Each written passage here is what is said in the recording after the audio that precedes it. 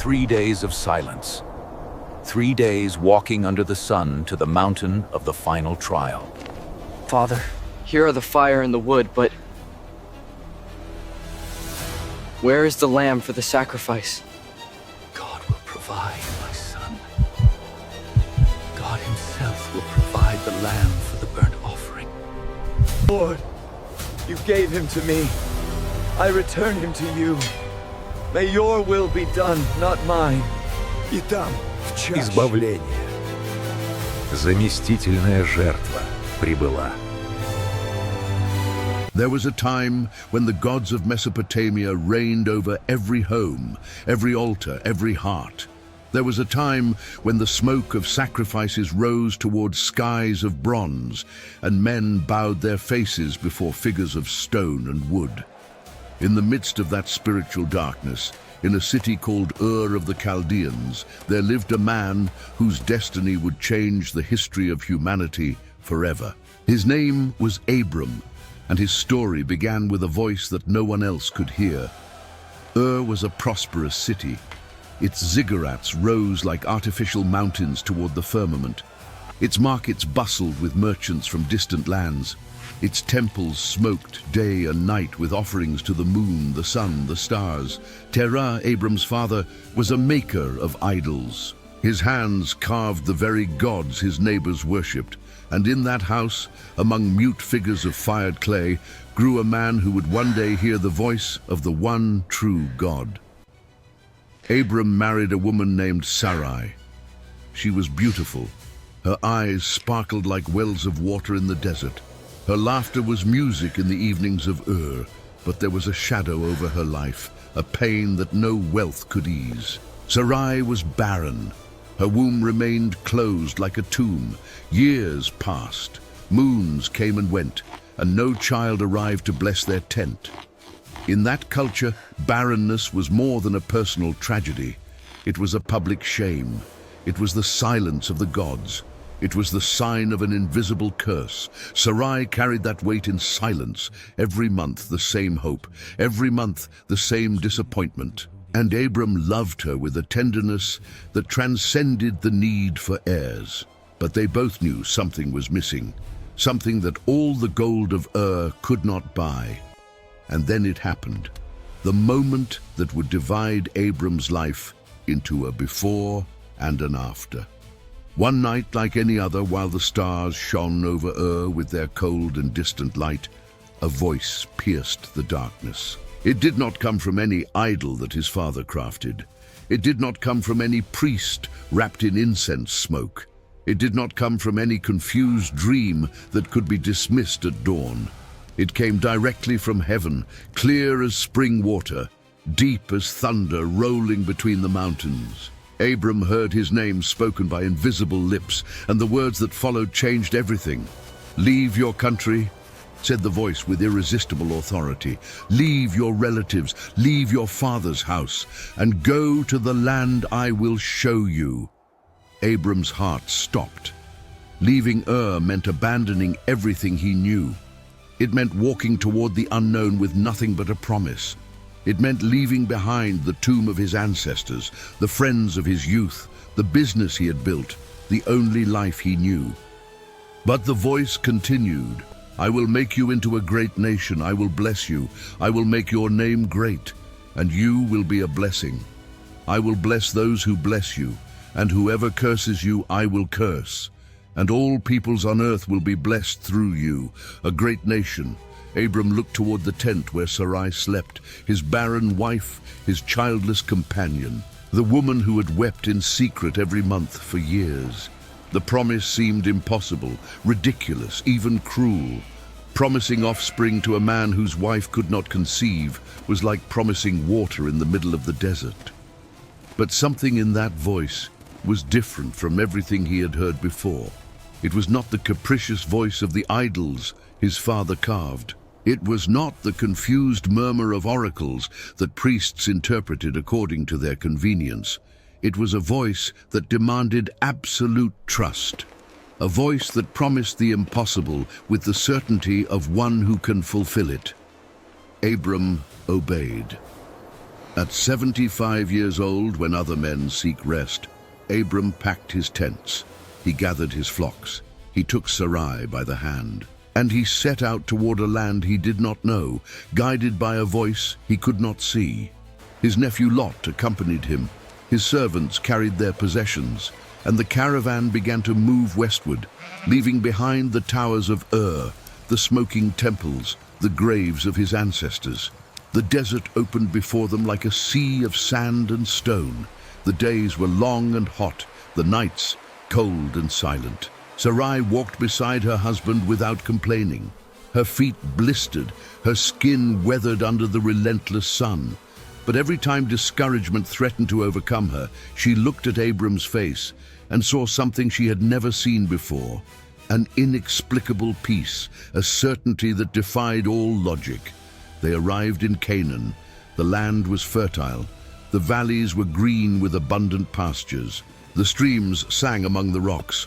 The hills rolled toward the horizon like green waves frozen in time. Ancient olive trees stretched their gnarled branches. Fig trees bore sweet fruits. It was a land flowing with milk and honey, just as the legends told. And there, under the oaks of Moreh, the voice spoke again. "To your offspring I will give this land." Abram lifted his eyes. He looked at the rolling hills. He looked at the infinite skies arching over that promised land, and he built an altar, the first of many, a testimony of stone to the faithfulness of a God who keeps his promises.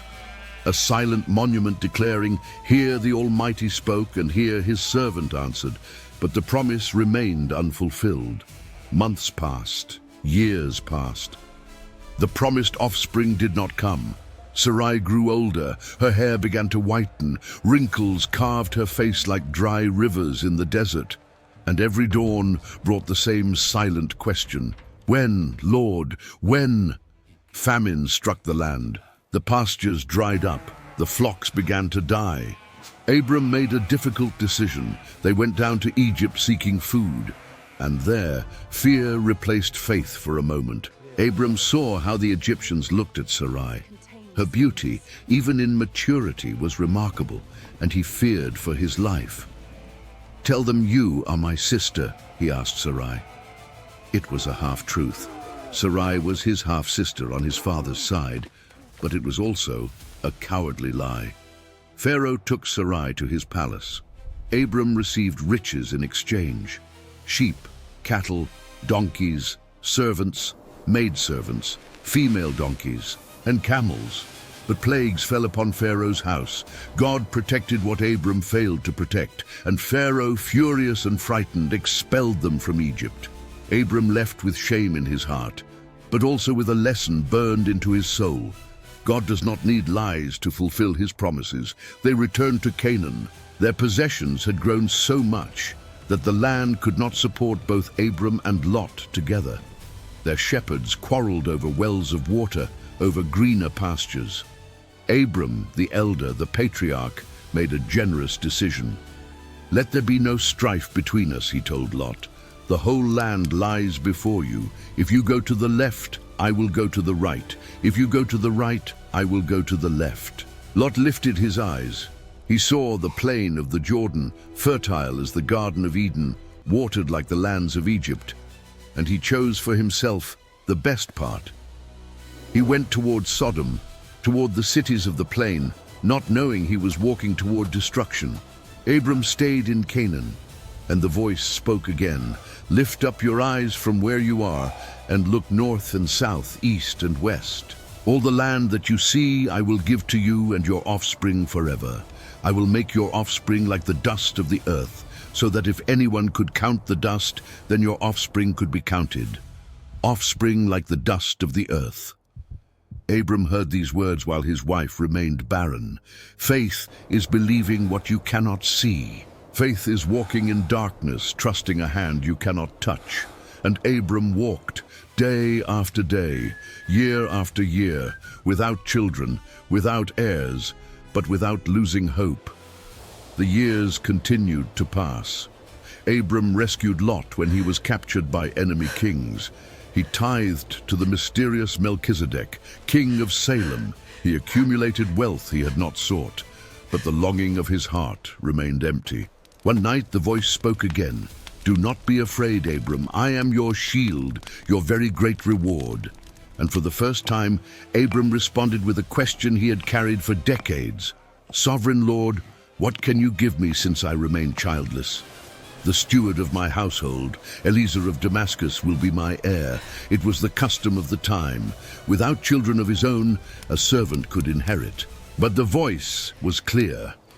"This man will not be your heir, but a son who is your own flesh and blood will be your heir." God took Abram outside his tent in the middle of the night.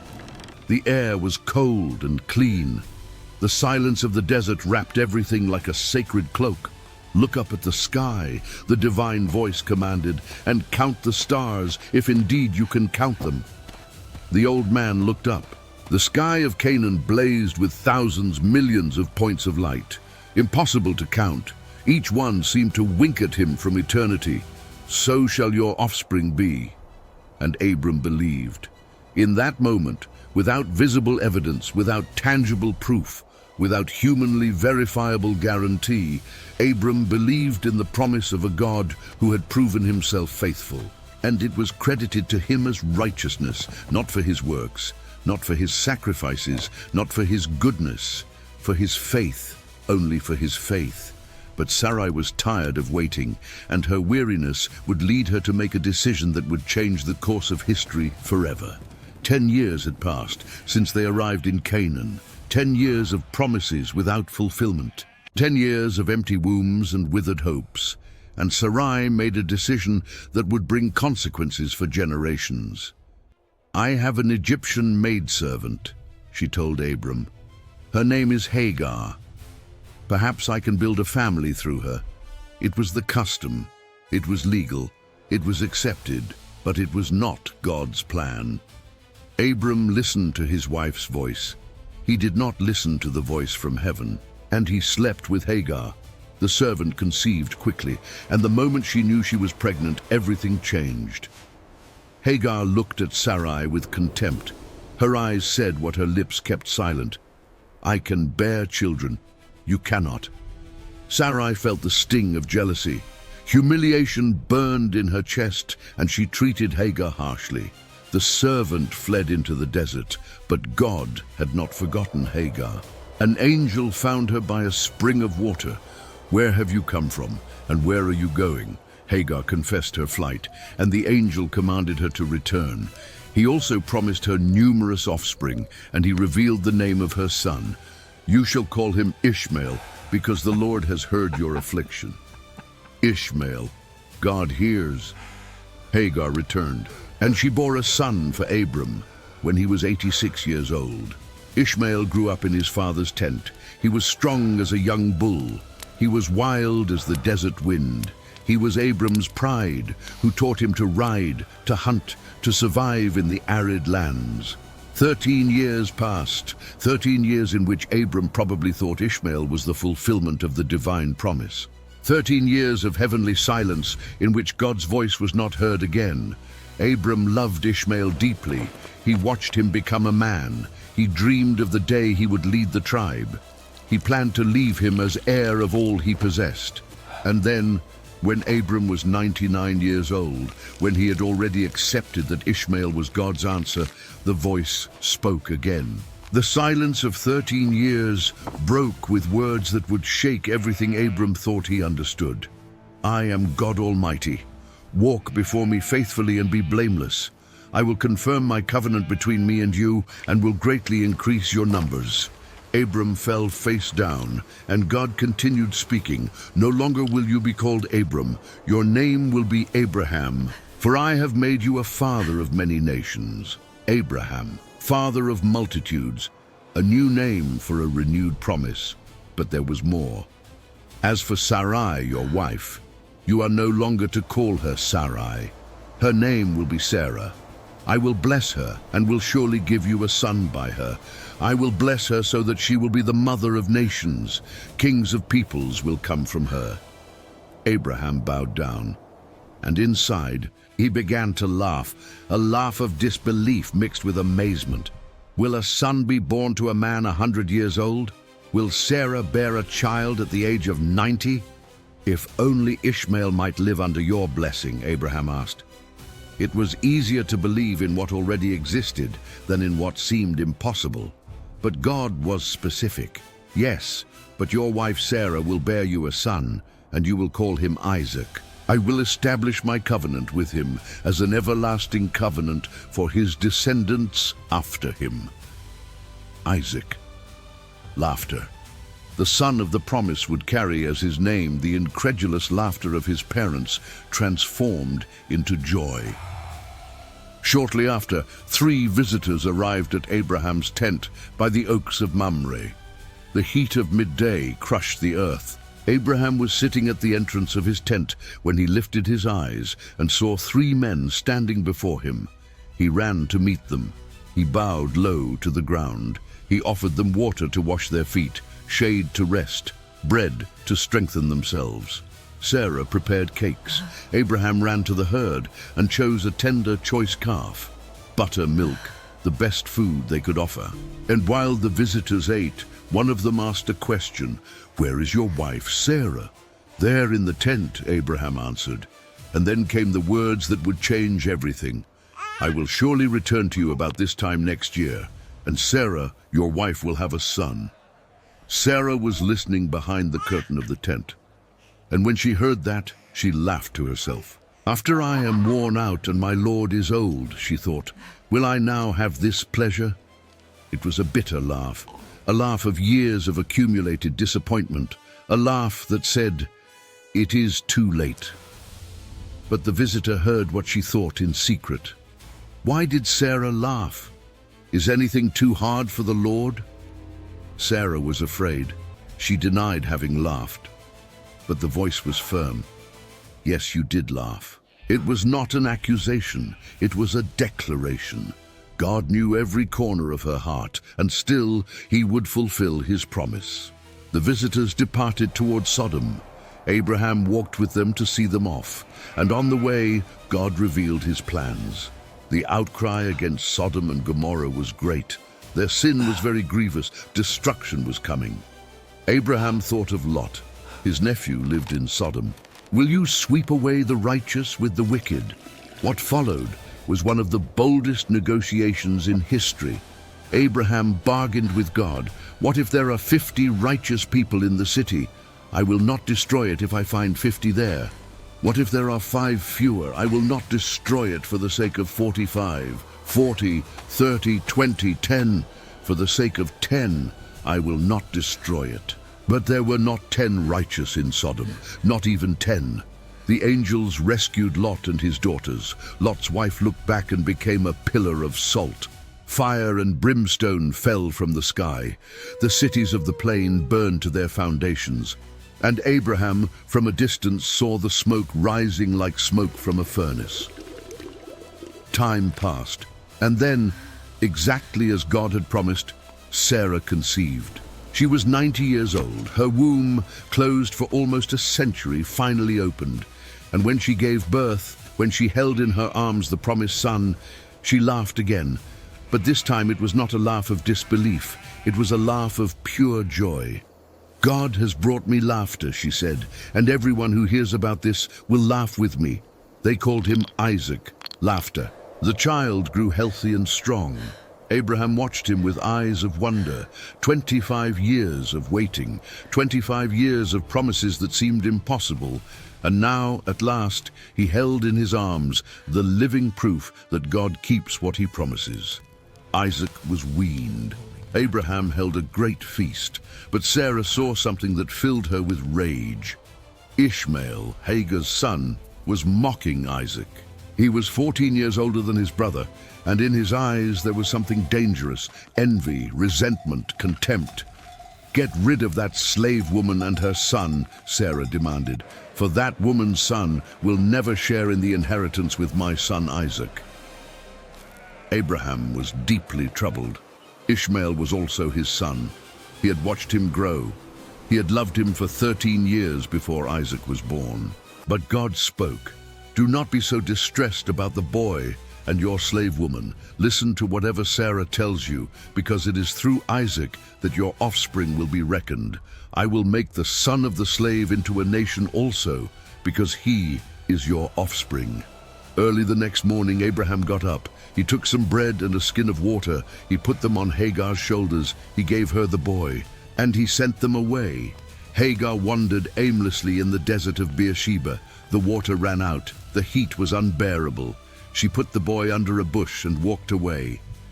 "I cannot watch the boy die," she sobbed. But God heard the boy crying. An angel called to Hagar from heaven, "Do not be afraid. God has heard the boy crying. Lift him up and take him by the hand, for I will make him into a great nation." And God opened Hagar's eyes. She saw a well of water. She filled the skin. She gave the boy a drink. Ishmael survived. He grew up in the desert. He became an archer. And from him descended 12 rulers, just as God had promised. Abraham continued living in Beersheba. Isaac grew by his side. Each day was a gift. Each smile from the boy was a reminder of divine faithfulness. The child learned to walk among the flocks. He learned the names of the stars his father pointed out every night. He learned the stories of the invisible God who had called his family from a distant land. Sarah watched him with eyes that had wept for decades and now could not stop shining.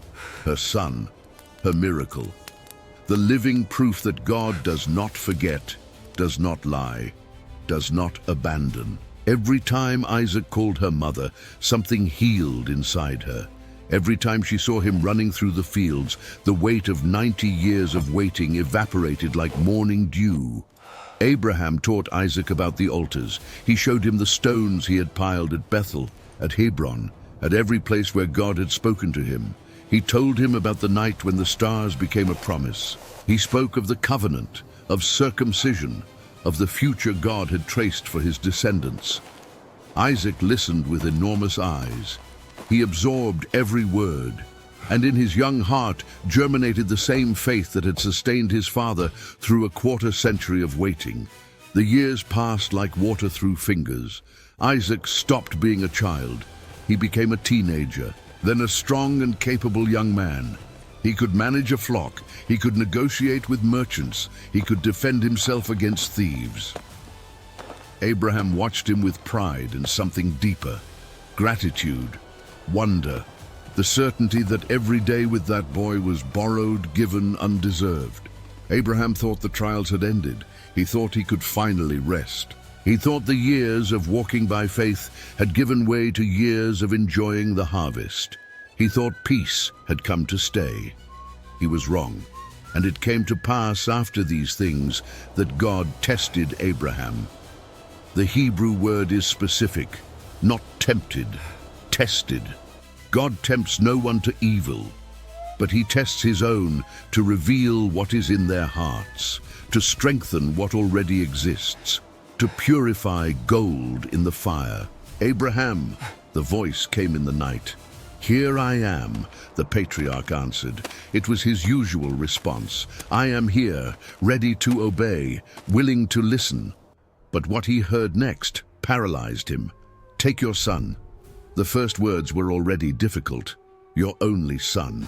It was not literally true. Ishmael was also his son. But Isaac was the only son of the promise, the only one who counted for the covenant, the only one who would carry forward the promised lineage. Isaac. God pronounced the name. He made it personal, specific, impossible to misunderstand. Whom you love. God knew. God knew the depth of that paternal love. And precisely because of that, he asked for it. Go to the region of Moriah, sacrifice him there as a burnt offering on a mountain I will show you. Burnt offering, complete sacrifice. There was no ambiguity. God was asking him to kill his son. Abraham did not answer. The biblical text keeps a deafening silence about his words, his thoughts, his tears that night. We do not know if he screamed. We do not know if he wept until he had no tears left. We do not know if he spent the entire night on his knees, begging God to change his mind. We do not know if he woke Sarah or if he carried the weight of that terrible order alone. We only know what he did at dawn. Early the next morning, Abraham got up. When other fathers were still sleeping, holding their children, Abraham was already preparing for the most terrible journey of his life. He did not wait. He did not postpone. He did not look for excuses to delay the inevitable. He got up before the sun appeared on the horizon. He saddled his donkey with hands that trembled but obeyed. He took with him 2 of his trusted servants. He took Isaac, probably telling him they were going to offer sacrifice at a special place. He cut wood for the burnt offering. Each blow of the axe was a blow to his own chest, and he set out for the place God had told him about. 3 days of traveling, approximately 45 miles from Beersheba to the land of Moriah. 3 days of crushing silence. 3 days walking beside the son he had to kill. 3 days with the wood for the sacrifice on the donkey, knowing what it would be used for. 3 days of dawns he wished he could stop, and sunsets that came too quickly. The sun rose and set with cruel indifference. The stars appeared every night, shining as they always had. Abraham looked at those stars. So shall your offspring be, God had said 25 years before. Countless, infinite, eternal. And now that same God was asking him to destroy the only conduit of that offspring, the only bridge to that promised future. The mathematics made no sense. Logic rebelled. But faith whispered that God knew something Abraham could not see. Isaac walked beside his father, suspecting nothing. He talked about the flocks. He asked about the lands they crossed.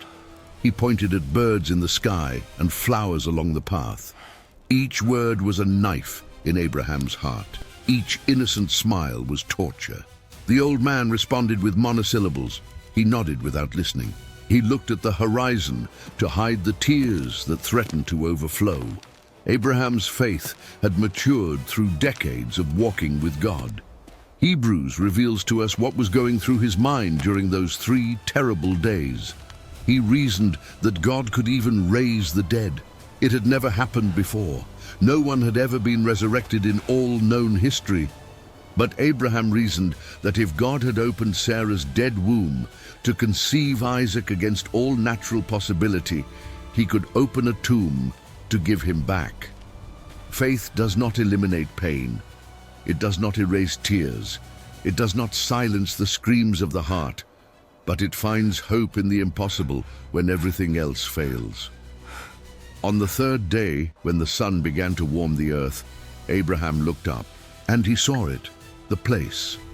In the distance, a mountain rose against the blue sky, a mountain in the land of Moriah, the same place where, centuries later, King Solomon would build the most glorious temple of Israel, the same place where priests would offer sacrifices for the sins of the people, generation after generation, the same place where, millennia later, another father would deliver his son, not for a test, but for a real execution. Abraham knew nothing of that then. He only saw a mountain and a destiny that awaited him at the top. Then Abraham said to his servants, "Stay here with the donkey." His voice was firm, though his heart bled. "I and the boy will go over there. We will worship." Worship. What a word to describe what he was about to do. Killing his son was worship. Obeying God even though it would destroy everything he loved was worship. And then we will come back to you. We will come back. Plural. Both. Abraham did not know how it would be possible. He had no escape plan. He had not hidden a lamb somewhere secret. But he declared aloud what his heart believed in silence. Both of us will come back. The boy and I, by some impossible means, by some miracle he could not imagine, both would return from that mountain. If this story is touching your heart, subscribe now and turn on notifications. Here, each narrative is a journey through the sacred pages, and what comes next in Abraham's story will leave you breathless. Abraham took the wood for the burnt offering and placed it on his son, Isaac. The boy felt the weight of the wood on his shoulders. He did not complain. He did not ask why he had to carry it when there were servants who could do it. He simply obeyed as he had always obeyed his father. He did not know he was carrying his own death on his shoulders. He did not know that each step brought him closer to an altar where he would be the offering. Centuries later, another son would carry a wooden beam on his shoulders on the way to his own execution. The streets of Jerusalem would see Jesus staggering under the weight of the cross, climbing toward Golgotha, toward the place of the skull, toward the cruelest death humanity had invented. The image of Isaac carrying the wood was a prophetic shadow of what was to come. Abraham himself carried the fire and the knife, lethal elements, instruments of sacrifice, the fire that would consume the offering, the knife that would spill the blood. He held them with firm hands, though his soul trembled, and the two of them went on together, father and son, united in silence, united in obedience, walking toward a destiny that neither of them fully understood, but that both were willing to face. Then Isaac spoke. His voice broke the heavy silence like a stone falling into still water. Father. The boy's voice pierced the silence of the mountain and penetrated to the deepest part of Abraham's heart. Yes, my son, the same response Abraham gave to God when the Almighty called him, he now gave to his son. I am here, present, attentive. Even though you are leading me to death, I am here for you. The fire and wood are here, Isaac said, looking around with eyes that were beginning to suspect something terrible. But where is the lamb for the burnt offering? It was the question Abraham had been dreading for 3 days avoiding it. 3 days rehearsing answers that never seemed enough. The boy was not stupid. He had seen sacrifices before. He had helped his father build altars. He knew what was needed for a burnt offering. He knew what was missing. And now he demanded an answer that Abraham did not want to give. Abraham stopped. His legs trembled. His throat closed. Sweat ran down his forehead, though the mountain wind was cold. For a moment that seemed eternal. Father and son looked at each other. Isaac's eyes were innocent, trusting, curious. Abraham's eyes were red, wet, tormented. God himself will provide the lamb for the burnt offering, my son. Jehovah Jireh, the Lord will provide. Abraham spoke a prophecy without fully knowing it. God would provide a lamb, not only for that altar on Moriah, but for all the altars of the world. Centuries later, John the Baptist would point to a man and declare, "Behold, the Lamb of God, who takes away the sin of the world." And the two of them went on together, the Father and the Son, united in obedience, united in silence, united on a path that neither fully understood, but both were willing to walk. When they reached the place God had told him about, Abraham built an altar there, stone upon stone, slow and deliberate work. Each stone placed was an act of terrible worship. Each stone was one step closer to the unthinkable. He arranged the wood on it. He arranged it on the altar, as one arranges a bed for a beloved son. And then the moment came, the moment that would change everything. The moment that would define Abraham's faith forever. Abraham looked at Isaac. Isaac looked at his father. The midday sun fell straight down on them. The shadows had disappeared. There was nowhere to hide, nowhere to run. It was just the two of them.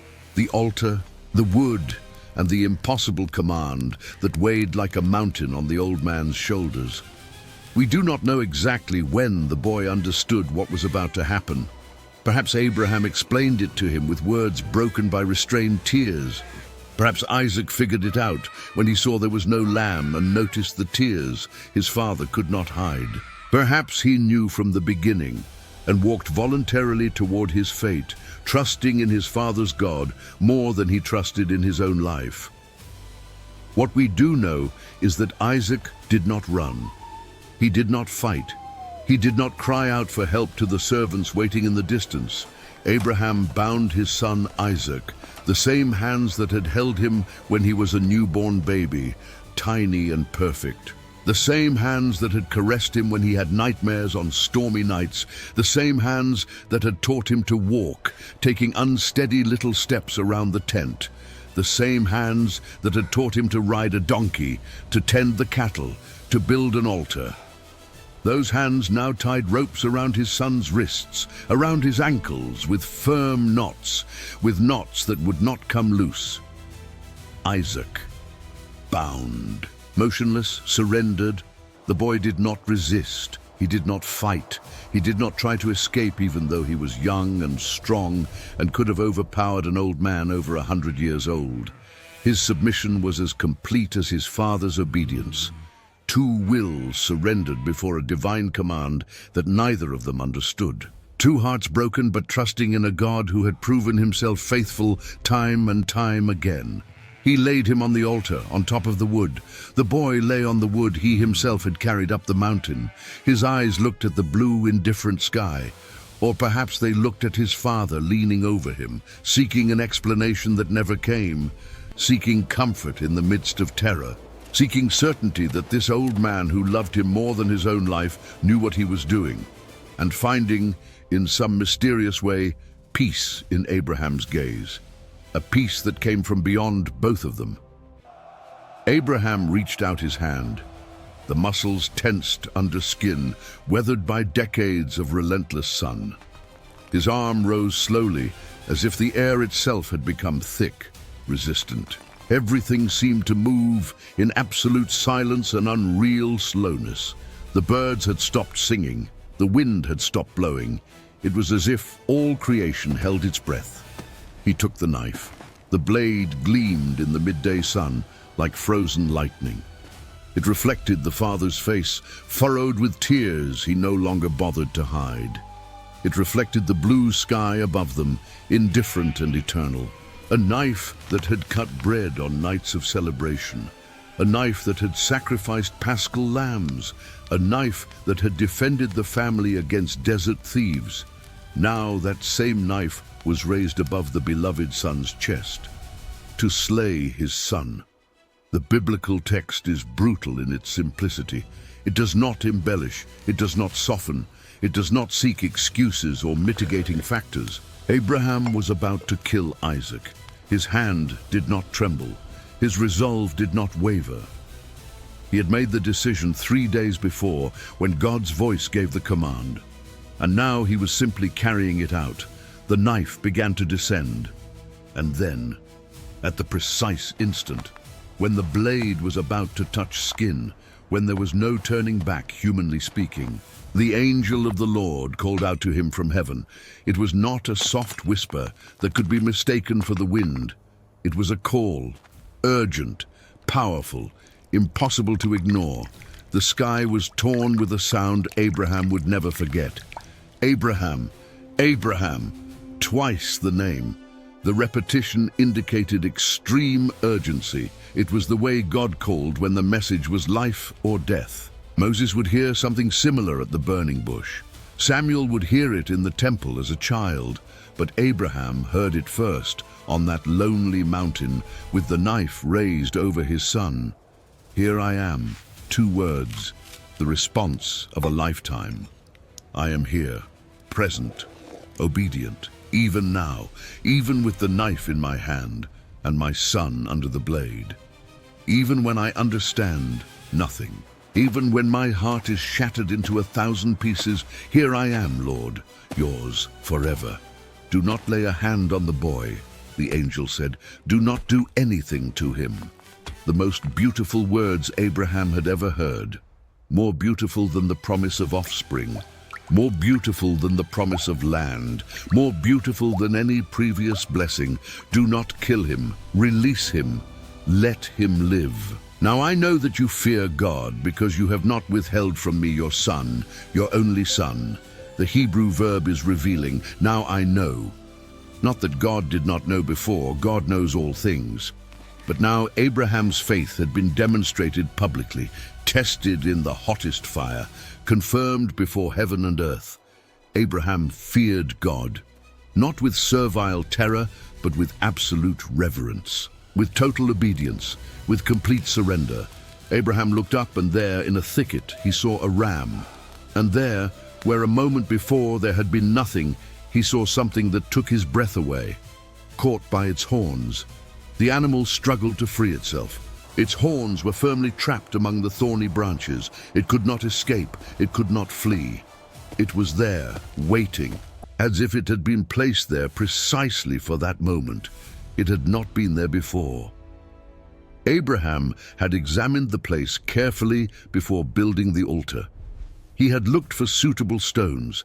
He had prepared the ground. There had been no animal. But now, at the precise moment, at the exact second when the sacrifice was no longer necessary, God had provided a ram, trapped, waiting, the perfect substitute that Abraham had prophesied without knowing it when he told Isaac, God himself will provide the lamb. Abraham went over and took the ram. His hands trembled now, but from relief, not terror. He freed it from the thicket with reverent care. This animal was more than a ram. It was God's provision. It was the answer to faith. It was the substitute that saved his son's life. He brought it to the altar where Isaac still lay bound, waiting, not daring to move. The hands that were going to slay Isaac now freed Isaac. He untied the ropes with fingers clumsy from emotion. He freed the wrists marked by the pressure of the bindings. He freed the ankles. He helped the boy down from the altar, and in that moment father and son embraced. There is no record of the words they said. Perhaps there were no words. Perhaps there were only tears and the beating of two hearts that had almost stopped beating. And in place of Isaac, he placed the ram on the wood. He sacrificed it as a burnt offering instead of his son, instead of two words that contain the entire gospel, two words that would run through all the history of redemption, a substitute, an innocent one dying in place of another, a principle that would echo in every sacrifice of the tabernacle, in every paschal lamb, in every offering of the temple, until it culminated on a Roman cross where the Lamb of God would die in place of all humanity, instead of you, instead of me, instead of all who deserved to die but were forgiven by the blood of another. So Abraham called that place the Lord will provide, Jehovah Jireh, not the Lord provided in the past, but the Lord will provide in the continuous future, because God's provision does not end. God's grace is not exhausted. On every mountain of testing, in every moment of desperation, the Lord will provide. And to this day it is said, on the mountain of the Lord it will be provided. The angel of the Lord called to Abraham from heaven a second time, and this time the words were of overflowing blessing. I swear by myself, declares the Lord. There was no one greater by whom to swear. God swore by his own unalterable nature. Because you have done this and have not withheld your son, your only son, I will surely bless you. I will make your descendants as numerous as the stars in the sky and as the sand on the seashore. Two infinite images, stars that no one can count, sand that no one can measure. So would Abraham's offspring be, innumerable, eternal, impossible to calculate. Your descendants will take possession of the gates of their enemies. Military and spiritual victory, dominion over adversaries, authority over nations. Through your offspring, all nations on earth will be blessed, the original promise now confirmed with divine oath. From Abraham would come a universal blessing, not only for Israel, not only for one people, for all nations, for every tribe and tongue, for you who read these words today, because you have obeyed me. Abraham's obedience did not earn God's grace. Grace had already been freely given from the first call in Ur. Abraham's obedience demonstrated the faith he already had. It revealed it. It proved it before heaven, earth, and all future generations. Faith without works is dead, James would write centuries later. And he would point precisely to this moment on Moriah as proof. Abraham believed God, and it was credited to him as righteousness, and he was called God's friend. God's friend, not just a servant, not just a follower, not just a worshipper. Friend, an intimacy forged in decades of walking together through deserts and mountains, a trust tested on the highest mountain of the most terrible trial. a relationship that transcended fear and sank into the depths of love. God called Abraham his friend, and Abraham proved worthy of that title. Friendship with God does not mean the absence of trials. It means divine presence in the midst of them. It does not mean easy answers. It means trust when answers do not come. It does not mean painless paths. It means a companion who walks with you through the valley of the shadow of death. Abraham knew that friendship, and that friendship sustained him when everything else failed. Abraham returned to his servants. Father and son walked together, alive, transformed, united by an experience that neither of them would ever forget as long as they lived. The servants saw them coming from a distance. They probably noticed something different in their faces. They probably saw traces of dried tears, but also an inexplicable peace. Abraham had said both would return, and both returned. They set off and went together to Beersheba. The same road they had traveled to the mountain now traveled in return, but everything was different. Each step was lighter, each breath was deeper. Abraham had released Isaac in his heart long before he bound him on the altar. He had died to his possession of the boy. He had relinquished his rights as a father, and precisely because of that total surrender, he had received him back, not as a possession, but as a gift, not as a right, but as grace.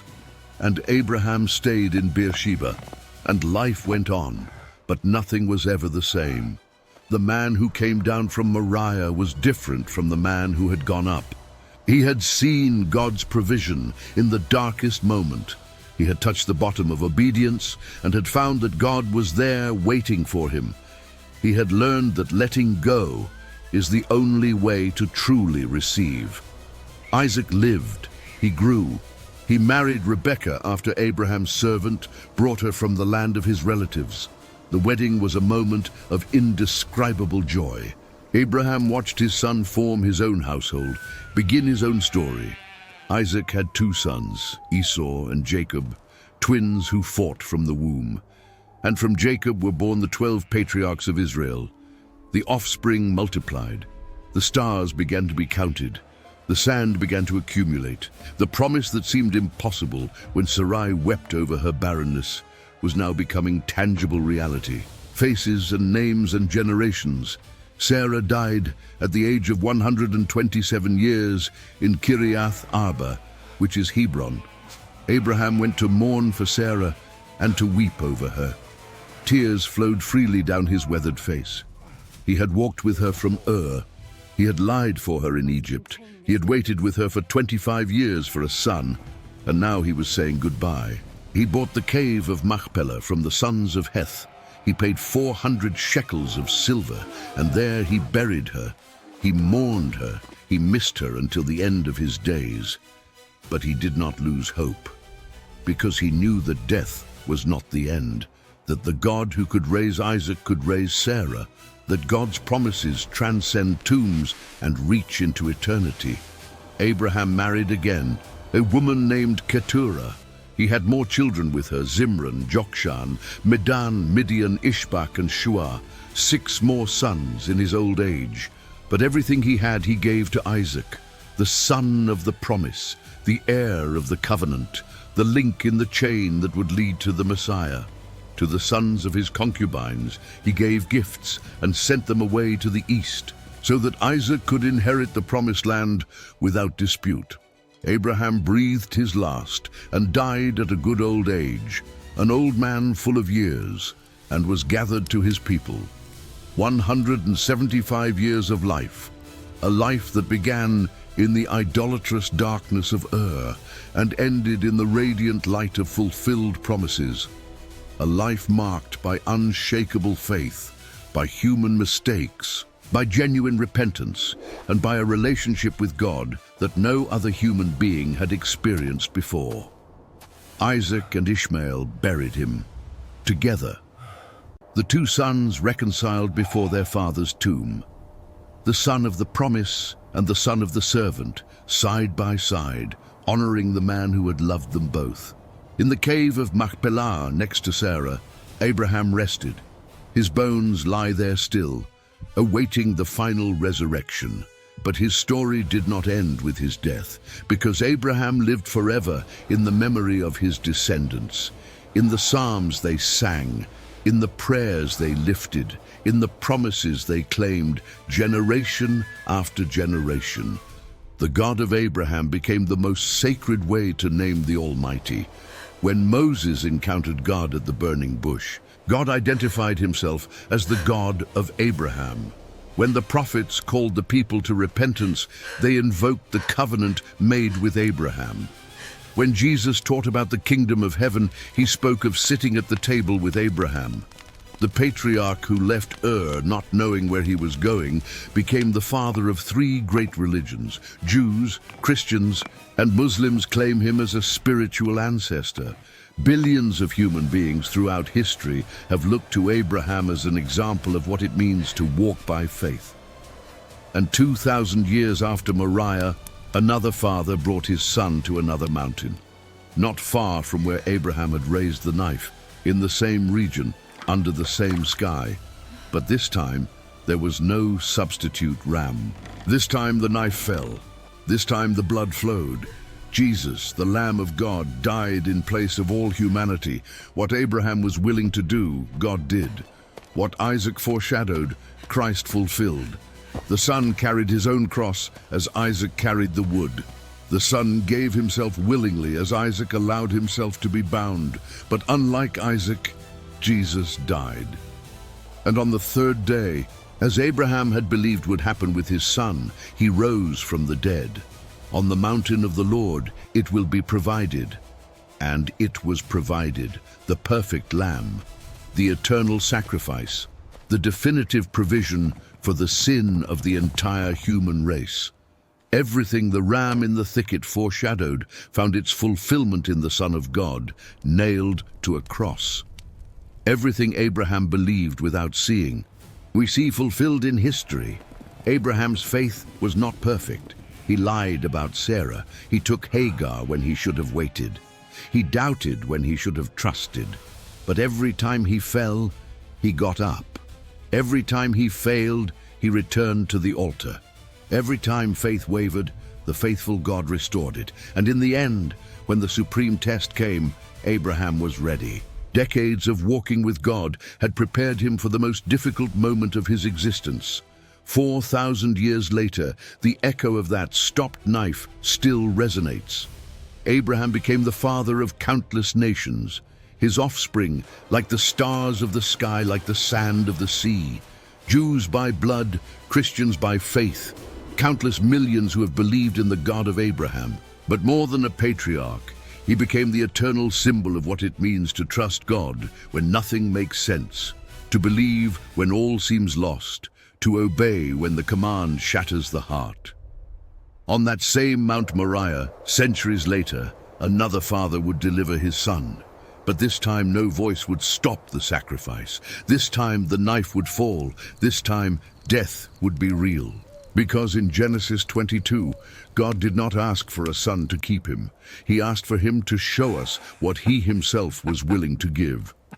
His own son, his only son, whom he loved, given for you, given for me, given for all who believe. If this story has satisfied your soul, write in the comments, I too trust in God's provision.